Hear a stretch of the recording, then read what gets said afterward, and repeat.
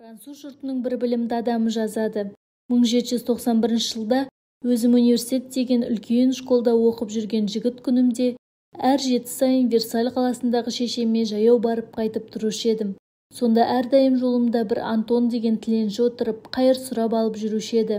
Бір күні тағы сол жолмен келе жатып, бір орта бойлы арықтау кісіге ұшырасып, жөніміз бір болған соң бірге келе жатқанымызда әдетше манағы Антон алдымыздан шығып қайыр сұрады. Қасымдағы кісі тоқтап, Антонның бетіне қарап тұрды да айтты: «Сен қарауға ебесті кісі секілді көрінесің, және жұмыс істеуге қуатың да бардай көрінеді. Сөйтіп тұрып мұндай жаман іспен өзіңді кемшілікке салып жүрсің.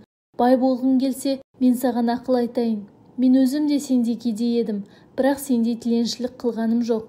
Елден, қала-қаладан қыдырып жүріп, әуелі салам арасынан, не болмаса жай кісілерден иіскі шүберек сұрап жиып жүрдім. Ол шүберектерді апарып қағаз істейтін фабриктерге сатып, соныменен азды-көпті ақша болған соң бір есек, бір арба алдым. Мұнан соң әуелі аздап, бара-бара көбірек, әр үйден ескі-құсқы, тұтынуға жарамайтын шүберектерді сатып алып, арбамен жүріп сауда ете бастадым.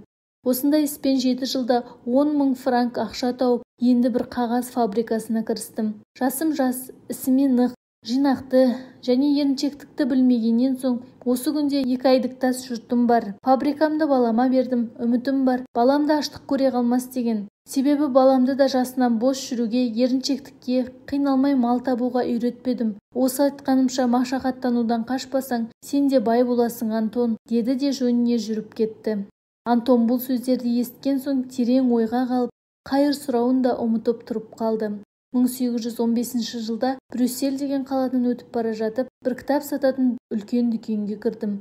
Дүкеннің ішінде бірнеше приказчиктерге олай-бұлай етіңіз деп бұйырып тұрған бір купецтің кескіні көңіліме таныс реуішті көрінді.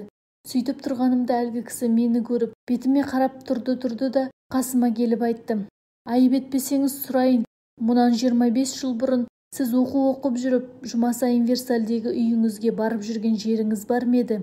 Сонда ойыма түсіп таң қалып: «Сен Антонбысың?» дедім. «Рас», деді Антон. «Мен сондағы көрген тіленші Антоныңыздың өзімін.